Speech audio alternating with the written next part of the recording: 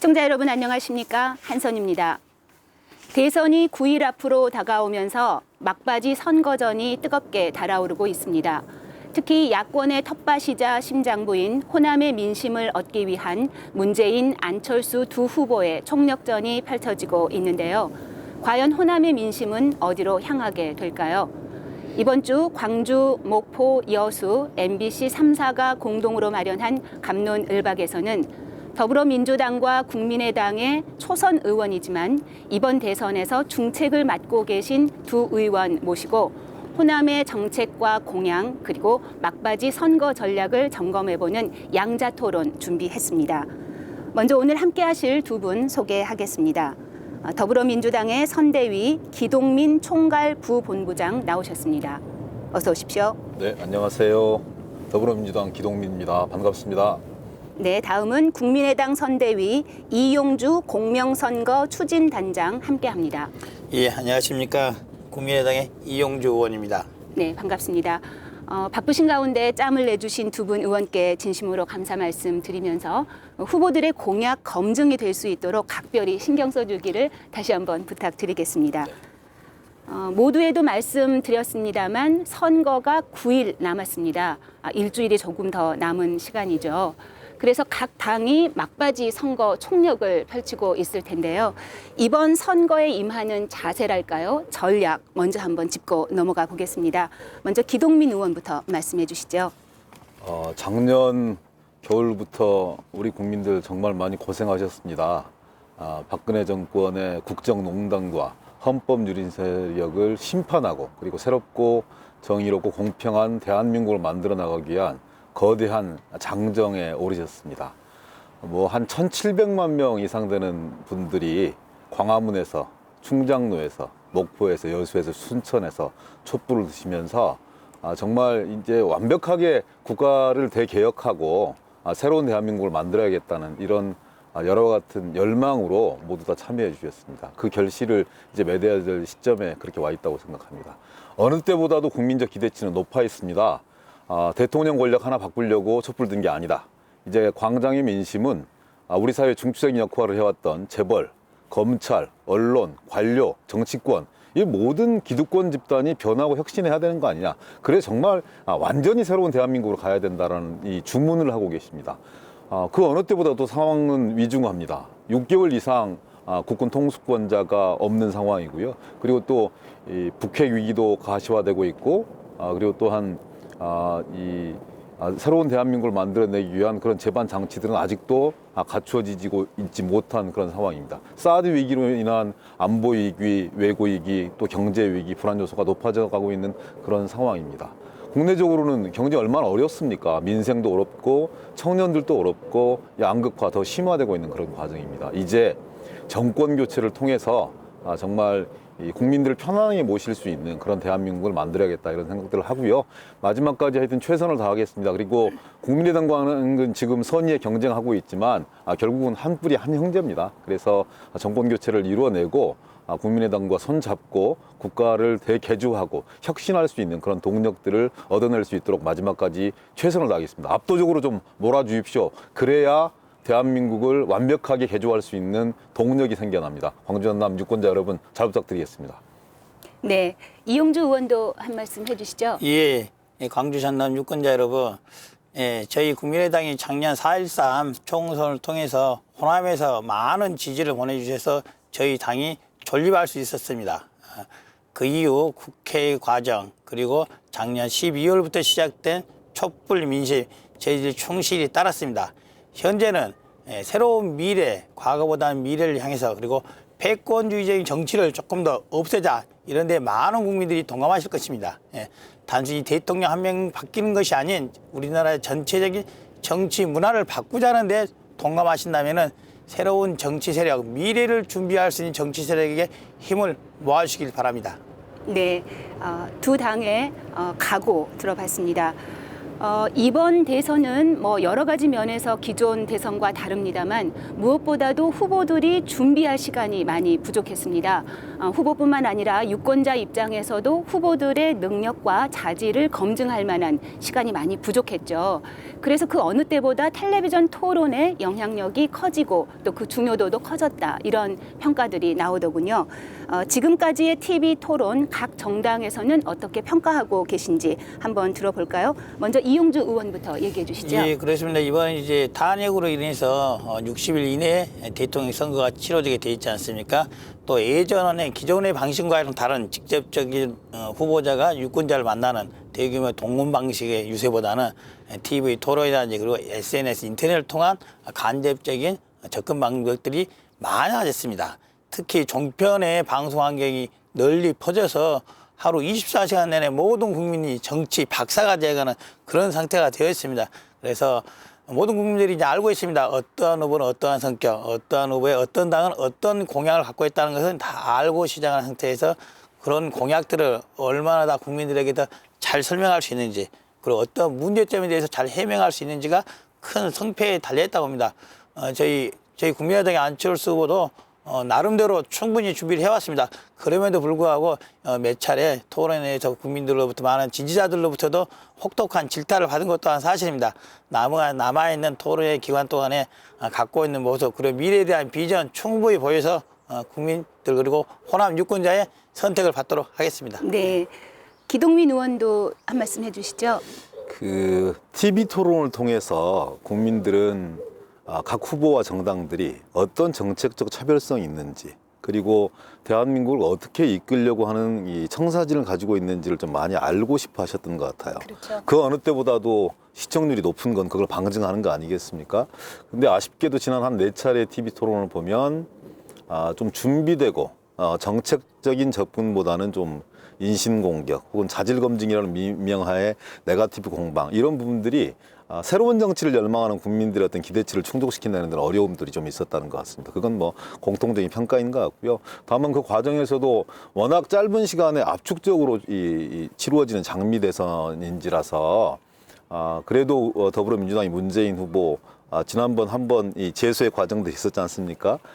또 유일하게 국정 운영의 경험을 가지고 있는 거고요. 그리고 또 준비되고 안정된 후보로서 다른 어떤 후보보다 선전했다, 저는 이렇게 생각합니다. 근데 그 선전으로만 끝나는 게 아니라 결과적으로는 그 이후의 토론에서도, 그리고 이후의 유세 과정에서도 국민들이 바라는 것은 그 민생을 좀 살려내라, 남북 관계 좀 이렇게 변화시켜내라, 그리고 우리 사드로 인해 촉발된, 그리고 북핵으로 인해 촉발된 한반도 위기 관리, 이런 부분들 좀 엄정하게 잘해야 되는 거 아니겠냐. 그래서 궁극적으로는 국민적인 통합들을 어떻게 이뤄낼 수 있는 것인가를 후보자들로부터 좀 보고 싶어 하는 거라고 생각합니다. 그래서 준비되고 안정된 후보, 유일하게 국정 운영 경험을 가지고 있는 문재인 후보의 장점을 남은 토론에서도 유감없이 좀 발휘했으면 좋겠다라는 그런 바람들을 가지고 있고요. 지금까지는 좀 이렇게 건방진 말씀일지 모르겠지만 그래도 최선을 다해 선방하고 있다. 그러니까 저희들은 그런 마음을 가져요.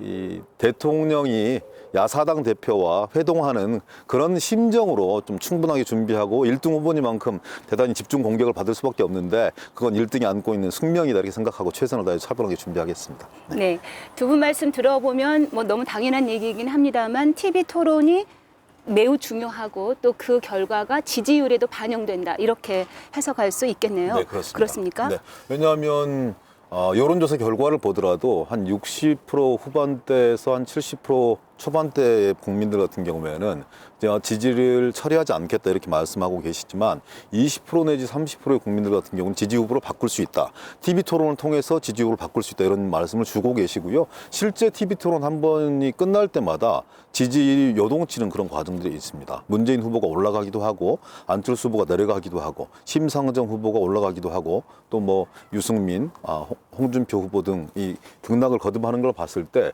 TV 토론이 그냥 단순하게 어떤 확인하는 그런 장치에서 끝나는 것이 아니라 상당하게 국민들의 어떤 선택권에 절대적인 영향을 미쳐나가는 그런 기제로 작동하고 있다, 저는 이렇게 생각하고 있습니다. TV 토론, 네네네. TV 토론으로 인해서 지지율에 어떤 변화가 있는지에 대해서는 좀 심층적인 좀 연구가 필요합니다.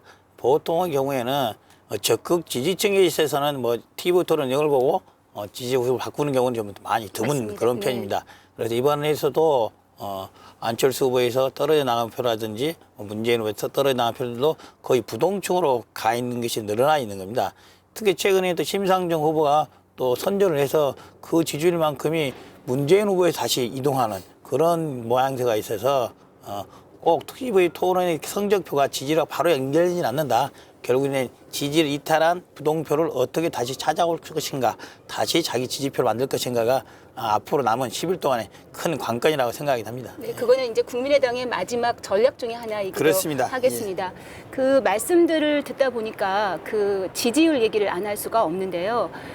두 후보의 지지율 변화에 약간의 그 주목할 만한 점이 있습니다. 얼마 전까지는 오차 범위 안에서 엎치락 뒤치락 하는 그런 양상을 보였다면 최근에는 두 후보 간 지지율 격차가 조금 벌어지는 그런 양상을 보이고 있습니다. 이런 여론조사 결과 각 당이 어떻게 분석하고 있는지도 궁금한데요. 예, 그렇습니다. 저희 당이 일만큼 제가 먼저 말씀드리면은 이제 안철수 후보가 적극적인 지지층이 문재인 후보보다 적었던 것도 기존부터 알고 있던 내용이고 소극적인 지지자들이 더 상대적으로 많이 있었습니다. 여러 지역에 있어서 PK라든지 TK, 충청, 강원까지 포함해서 소극적인 지지자들이 많이 있었습니다. 그런 지지자들 중에서 일부가 안철수 후보가 강력히 보여줄 것 믿었던 미래에 대한 비전 이런 것들이 조금 흔들렸다. 이런 판단으로서 지지를 잠깐 유보하고 있는 그런 상태에서 상당수가 지금 부동층으로 돌아서 있는 상태입니다. 또 그중에 일부는 문재인 후보로 가는 측면도 있고 일부는 또 심상정 후보로 간 측면도 있고 또 상당수 부분은 또 홍준표 후보로 간 측면이 있을 것입니다. 저희들이 각각 지지율 변동을 일으킨 그 유권자들에게 그 마음을 정확히 알아서 다시 찾아오도록 노력할 수밖에 없지 않겠습니까? 네, 기동민 의원께서도 한 말씀 해주시죠. 좀 조심스러워요. 금방 말씀 주셨듯이 지지율이 이렇게 변동하고 있고 춤추고 있고 일희일비할 수 있는 사안들은 아니다. 근데 양강 구도로 형성되었다고 판단했던 많은 여론조사 전문가들이나 국민들이 이구동성으로 여론조사 기관과 상관없이 전체적인 트렌드를 봤을 때는 일강 구도 좀 굳어지는 거 아니냐라는 조심스러운 그런 분석들은 했는다고 생각합니다. 여러 가지 이유가 있을 거라고 생각하는데요. 모두에 말씀드렸듯이 문재인 후보가 가지고 있는 강점이 있죠. 더 준비되어 있고. 그리고 또 나라를 나라답게 운영할 수 있는 촛불 정신을 제대로 반영할 있는 사람이 누구인가에 대한 현실적인 판단이라고 저는 생각합니다. 그리고 또한 그런 과정 속에서는 정당 얘기를 안 할 수가 없는 건데요. 국민의당을 표방하는 건 아닙니다만 아무래도 호남에 기반을 둔 DJ 김대중 대통령님의 호남 정신을 강조하는 정당인데, 근데 최근에 있어서 과연 호남 정신, DJ 정신에 충실하고 있는 거냐? 예를 들어서 사드 문제에 대한 이 오락가락 이 태도의 문제라든지 금강산 문제, 개성공단 문제, 전시 작전권 환수 문제 이런 부분들을 봤을 때도 일관되게 호남 정신에 기반하기보다는 호남 정신을 대표한다고 말씀은 하시면서도 좀 보수표에 기웃거리는 이런 부분들이 오히려 정체성이 혼란으로 가면서 좀 이렇게 지지율이 빠진 거 아닌가 이런 느낌들이 들고요. 역시 정권 교체를 이루어내려면 그래도 일당을 제외하고 정권 교체를 이루어낼 수 없다는 그런 공감대들이 있는 것 같아요. 안정감들 속에서 그리고 야권 공제를 핵심적으로 이뤄낼 수 있는 세력이 누구인가. 그래서 후보의 경쟁력과 정당의 경쟁력, 정체성 이런 부분들이 좀 합류해서 문재인 후보의 어떤 그 일강구도 이런 부분들이 좀 조심스럽게 굳어 나가고 있는 과정 아닌가 저는 이렇게 판단해 봅니다. 예, 그렇습니다. 양강 구도가 있었죠. 그리고 지금 상당히 흔들리고 있는 것도 맞습니다. 근데 양강 구도가 흔들리기까지 걸린 시간이 약 한 10일 정도였습니다. 그래서 흔들린 양강 구도가 복원되는데도 10일 정도면 충분하다 이렇게 생각하고 있습니다. 여러 가지 문제점을 지적하셨습니다. 사드 문제라든지 금강산 문제라든지 개성공단 문제들을 지적하셨습니다. 특히 이 중에서 사드 문제에 대해서는 저희 당내에 여러 가지 이견들이 있는 것 또한 사실입니다. 그럼에도 불구하고 안철수 후보는 한미 양 당국 간에 실질적으로 협의가 진행되어 있고 며칠 전에도 이미 결국 사드 반참기가 부지에 실제로 들어가서 배치가 되는 단계에 이르렀다. 그렇다고 한다면은 현 있는 상태를 그대로 인정을 하고 그런 연후의 한미 간의 관계, 북한 그리고 중국, 일본까지 포함한 여러 가지 외교적 노력 하에서 그 문제를 검토해야 한다는 것이 저희 당의 입장이고 후보의 입장입니다. 금강산뿐만 아니라 개성공단에 대해서도 금강산 관광 재개라든지 개성공단의 재개에 대해서 저희들은 반대하는 입장이 아닙니다. 단지 일정한 시점 북한과의 일정한 협의를 통해서 그러한 여건이 조성되었을 때 할 수 있는 것이지 무조건적으로 바로 개성공단을 재개한다든지 그런 일은 어렵지 않나라는 그런 판단을 하고 있는 겁니다. 여러 가지 이야기를 하셨어요. 당의 문제 이야기하셨습니다. 저희 당이 물론 현역 의원들이 서울과 그리고 호남에 있는 것만은 사실입니다. 하지만 4.13 총선 당시에 전국적인 지지율에 있어서는 야당 중에서는 민주당보다 더 높은 전국 지지율을 받았던 것 또한 사실입니다.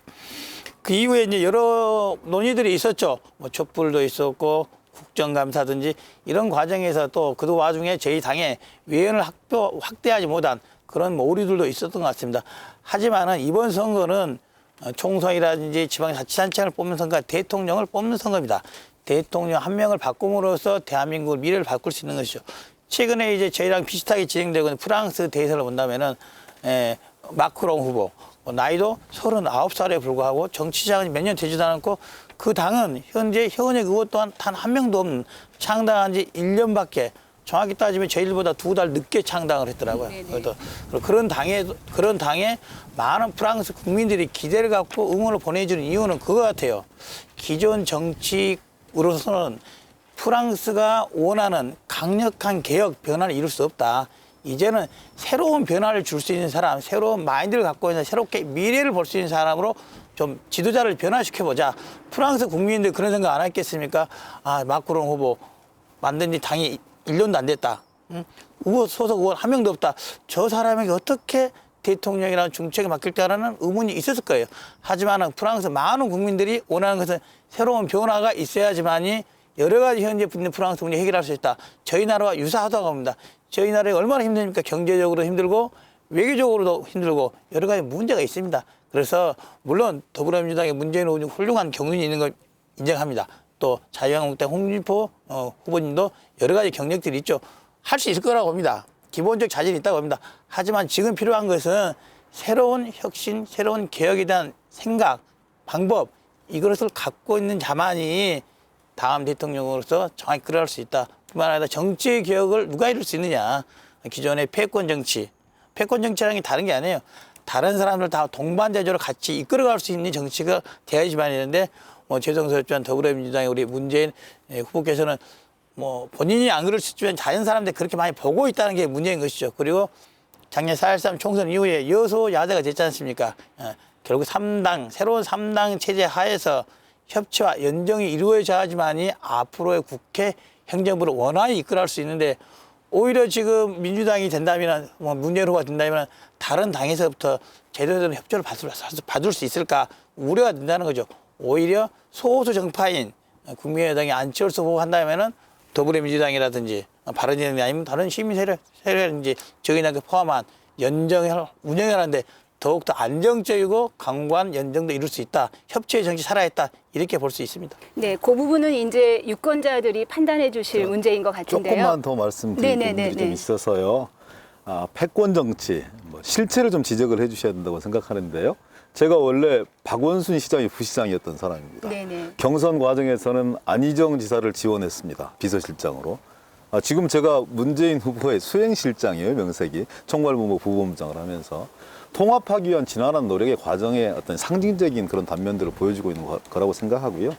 저는 프랑스의 사례 말씀을 주셨습니다만 안철수 후보가 그런 프랑스 사례와 대입될 수 있으려면 처음에 가졌던 새 정치에 대한 열망, 일관성 이런 부분들이 일목요연하게 정리되어서 국민들에게 어필할 수 있었어야 된다고 생각을 해요. 근데 사드 문제 이런 부분들 하나만 좀 단적으로 예를 들어드리면 이 5차 북한의 핵실험으로 인해서 근본적인 상황의 변화가 일어났다. 9월 9일 날 핵실험으로 인해서 이런 상황의 변화 요인들을 사드를 찬성으로 전환하게 된 배경으로 말씀을 주셨죠. 근데 그해 11월 달 인터뷰에서도 강력한 반대 의사를 표명하셨어요. 오히려 DJ 정신 말씀하시면서 왜 더불어민주당이 전략적 모호성이라는 미명하에 사드 반대를 하지 않느냐라고 강하게 몰아붙일 정도로 그렇게 공격을 하셨던 거죠. 근데 지금은 제가 보기에는 이렇게 보수표를 의식하는 것 이외에 어떤 다른 이 설명도 할 수가 없는 것이다. 그런 모습 속에서 애초에 안철수 후보가 가졌던 새 정치에 대한 열망과 그리고 국민들의 기대치 이런 부분들을 충족시키고 있지 못하기 때문에 흔들리는 것이라고 저는 생각을 하고요. 정당의 어떤 규모 이런 부분들 말씀 주셨는데 저는 당이 집권하면 문재인 정부이자 민주당 정부가 되어야 된다고 생각합니다.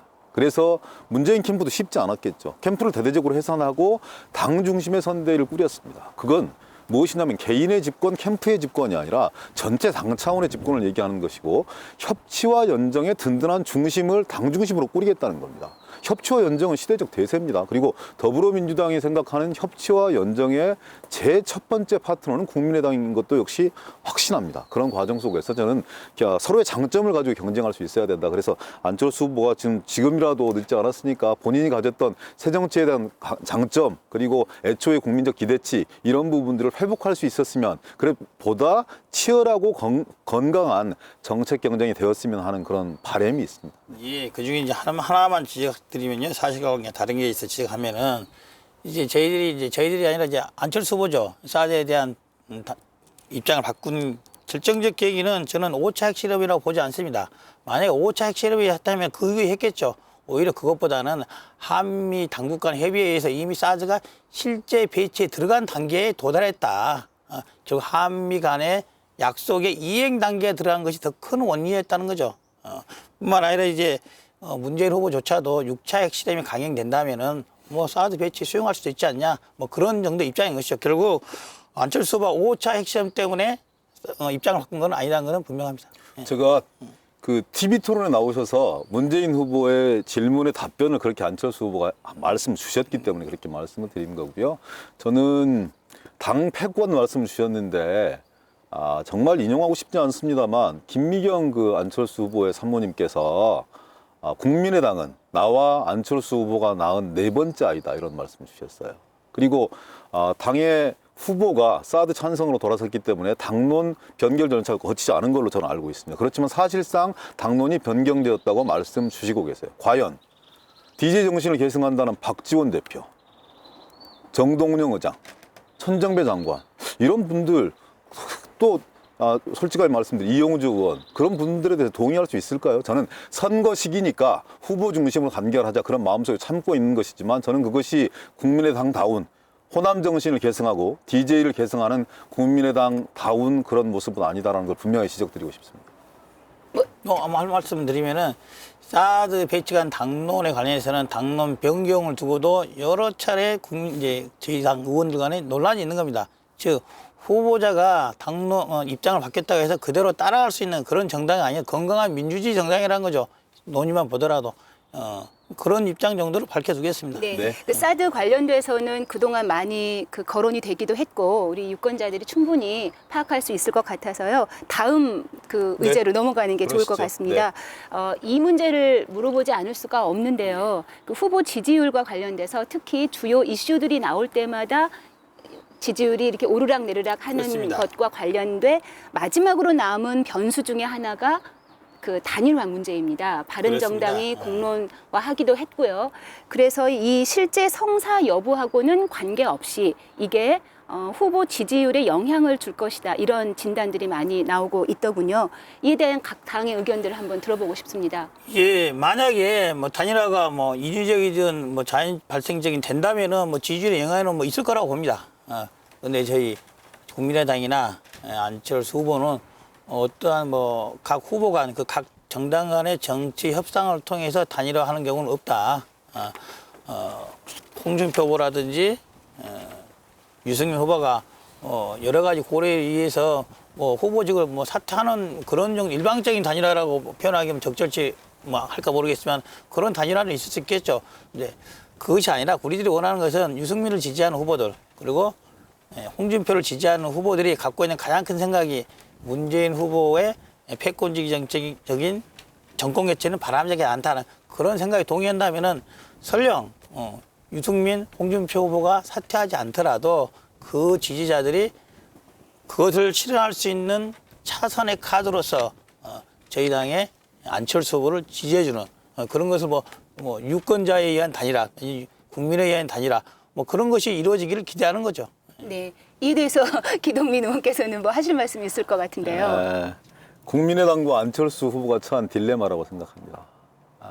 단일화는 되었으면 좋겠고 그렇지만 공개적으로 추진했을 때 그것이 과연 어떤 가치와 정체성이 기반한 단일화인가에 대한 엄청난 비판들이 저는 있을 거라고 생각합니다. 특히 국민의당의 거점이라고 주장하고 있는 호남, 특히 광주 전남에서 그런 어찌 보면 정권 연장 세력과의 어떤 그 연합, 단일화, 유권자에 대한 뭐 의한 연합이든 단일화든 아니면 정치 협상에 대한 연합이든 단일화든 어떠한 설득력을 가질 수 없다고 생각합니다. 단일화라고 하는 것은 과거의 가치와 정체성이 비슷한 그런 야당들이 거대 여당의 독주를 견제하고 새로운 정권 교체를 이루어내기 위한 그런 아주 유력한 수단으로 가능했던 것도 사실이고 국민적 설득력이 있었던 것입니다. 근데 과연 지금 시점에서 논의되고 있는 단일화가 어떤 가치와 명분에 기반하고 있는 거냐. 그야말로 문재인이 싫기 때문에 혹은 더불어민주당이 집권하는 것이 싫기 때문에 뭉쳐진 그런 어떤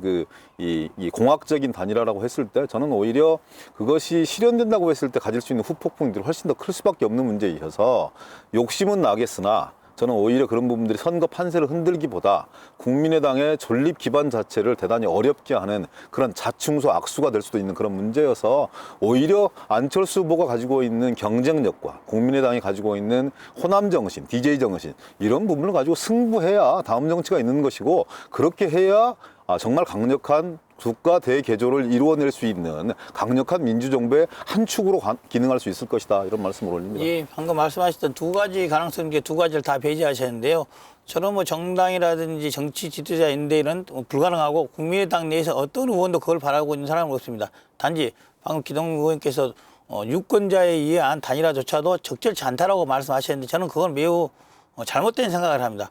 모든 국민들을 이루고 있는 특히 지역적으로만 TK, PK에 있는 보수층들조차도 엄연한 국민인 것입니다. 그들의 뜻 또한 반영할 수 있어야지 맞는 것이고 그들이 차선책으로든지 차악의 방법으로든지 안철수 후보를 지지한다면 그것 또한 여론인 것이고 지지인 것이죠. 그것을 안 된다, 적절치 않다라고 말하는 것은 이런 말이죠. 그런 생각을 갖고 있는 것이 바로 패권주의적인 생각이다. 이렇게 할 수밖에 없는 거죠. 저는 제 말씀을 곡해하지 않으셨으면 좋겠는데요. 그 국민들과 다른 정당을 지지하는 분들의 대상으로 해서 규정된 건 전혀 아니에요. 그렇습니다. 그래서 이렇게 한번 보십시오. 홍준표 후보가 이런 얘기를 하고 있어요.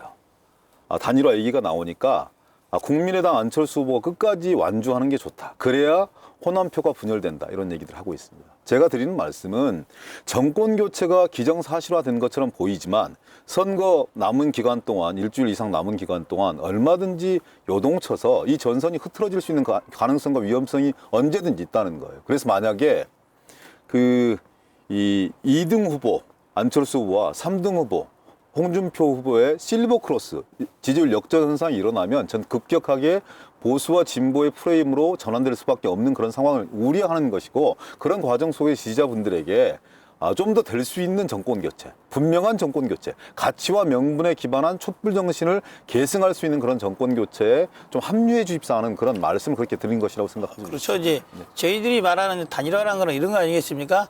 단일화에 의해서 순위를 바꿀 수 있다.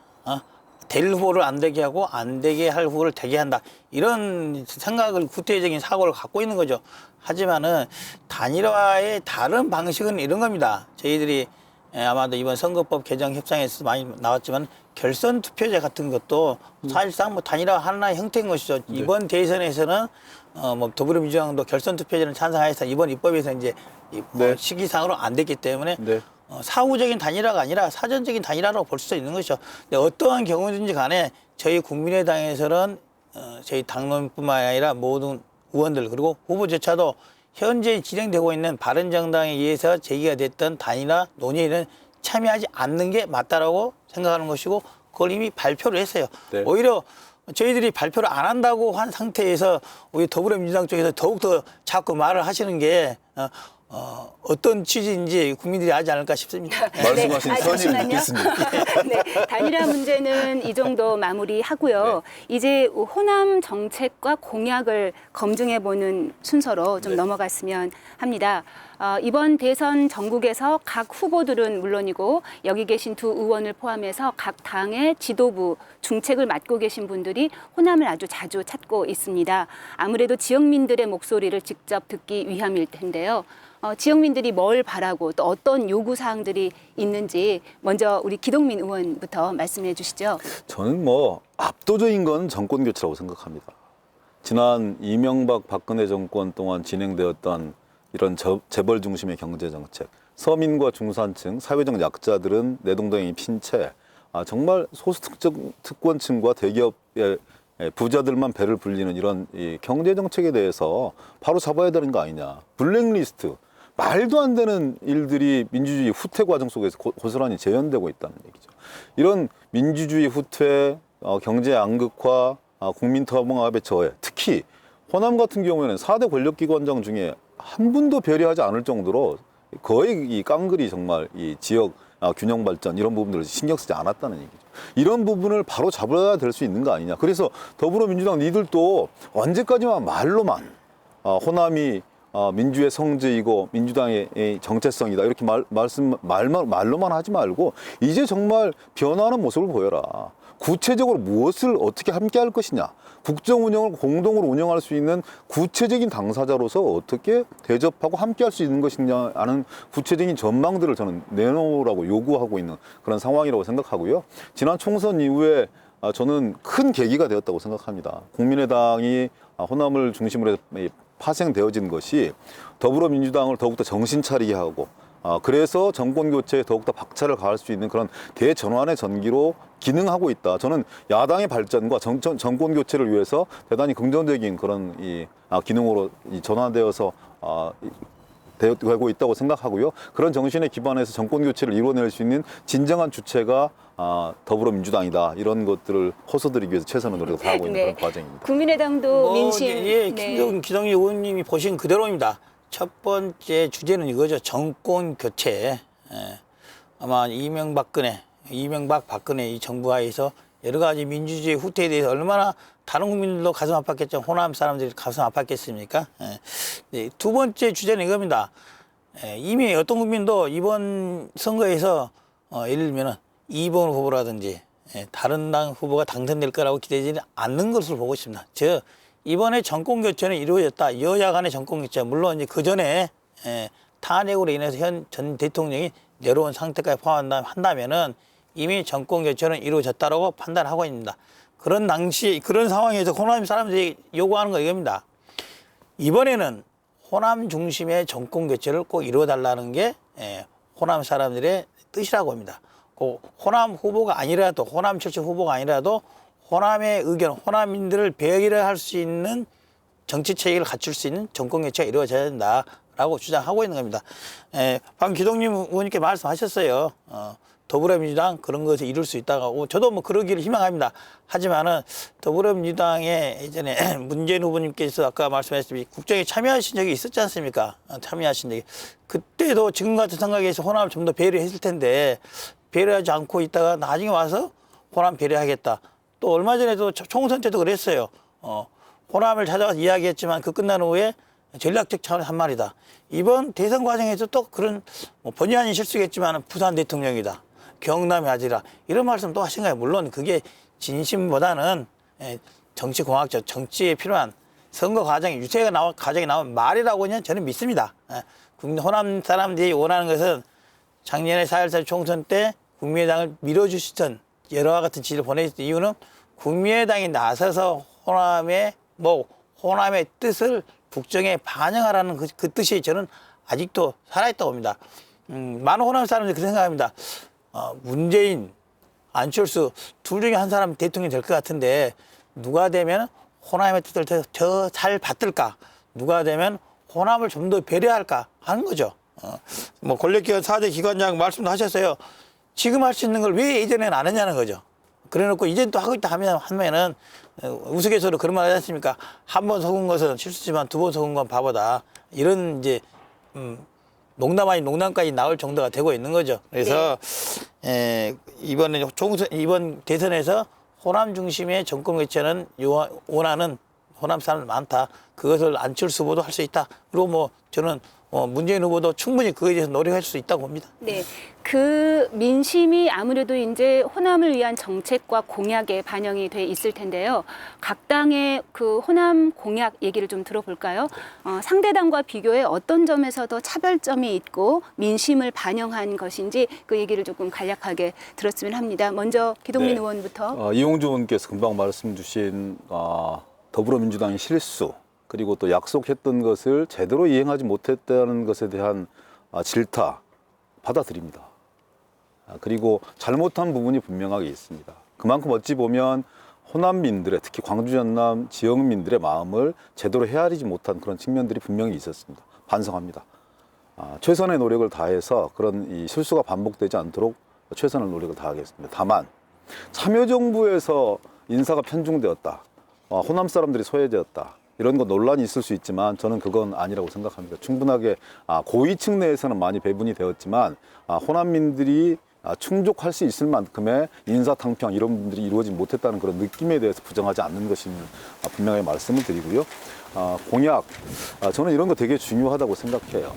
첫 번째가 5.18 정신을, 민주화운동의 정신을 헌법 전문에 수록하겠다는 말씀 드렸잖아요. 말씀 중에 조금 죄송하긴 한데 저희가 시간이 마무리할 시간이 돼가니까요. 조금만 짧게 해주시면 우리 네. 이용주 의원님께서도 말씀하실 기회가 생길 것 같습니다. 그래서 그 공약 말씀드리고 있는 네네, 거고요. 네. 헌법 전문에 수록해서 이런 부분들이 절대 훼손되지 않고 영구 불변하게 국민들한테 인정될 수 있도록 노력하겠다는 말씀들 먼저 드리고요. 그리고 이 헬기 총기 난사라든지 이런 부분들에 대한 미진한 과제에 대한 진상규명위원회 반드시 꾸려서 미진한 진실들을 밝혀내겠다는 말씀 올리고요. 인사탕평 말씀 주셨는데 문재인 후보께서 얼마 전에 있었던 방송 기자클럽 토론회에서 영남 출신의 총리 이런 부분들 말씀 주셨어요. 제가 명색이 후보 수행실장 아니겠습니까? 단언할 수는 없는 것이지만 호남 출신의 총리 이런 부분들이 가시화되고 있는 과정이다. 그래서 그런 과정들을 통해서 분도 분명한 책임 총리, 인사재청권 이런 부분들이 이루어지면서 저는 호남민들이 그동안 이명박 박근혜 정권 내에서 소외받았던 인사차별 문제 분명하게 시정할 수 있다 이런 말씀 올리고요. 네. 지역개발 네. 더 말씀드려야 되는데 네, 저희가 늘 이렇게 시간이 부족해서 좀 아쉽습니다. 네, 이용주 네. 의원 말씀 국민의당 듣고 하겠습니다. 네, 후보 네. 공약 들어야 돼서요. 기동민 의원까지 포함해서 지역개발 공약 말씀드리면요. 네네. 제가 이제 보니까 지역개발 공약 더불어민주당이나 저 국민이랑 거의 똑같다고 보시면서 제가 네. 봤더니 좋은 것은 다 경쟁적으로 하겠다고 해서 네. 지역개발 공약 저희 당이 안철수 후보가 대통령이 되든 문재인 후보가 대통령이 되든 꼭 실천해 주셨으면 합니다. 지역개발 공약 관련해서도 꼭 당부드리고 싶은 게 이겁니다. 저희 안철수 후보도 문재인 후보도 약속한 걸 지키자는 거죠. 네. 약속 공약 많이 하면 뭐 합니까? 좀 지켜주셔서 다음 대통령 선거 때 또 속았다 이런 말 안 나올 수 있도록 해주는 게 저는 가장 중요하다고 봅니다. 특히 광주에 대해서는 광주분에 대해서는 저희들이 5.18 특별법 꼭 제정해서 하겠다는 겁니다. 네, 감사합니다. 아쉽게도 마무리 발언을 듣지 못하고 오늘 시간을 마무리해야 될 것 같습니다. 두 분 말씀 잘 들었습니다. 벌써 끝나는 고맙습니다. 네, 감사합니다. 네, 고맙습니다. 네. 5월 9일 대선을 향한 마지막 카운트다운이 시작됐습니다. 유권자의 마음을 얻기 위한 후보들의 경쟁과 또 날선 공방전도 갈수록 뜨거워질 텐데요. 새로운 대한민국호를 이끌어갈 희망과 미래를 보여줄 후보, 그리고 상처받은 대한민국호를 어루만져줄 후보 선택할 시간이 다가오고 있습니다. 마지막까지 최선을 다해 주시기 바랍니다. 오늘 순서는 여기서 마치겠습니다. 고맙습니다. 고맙습니다. 감사합니다. 고생하셨습니다.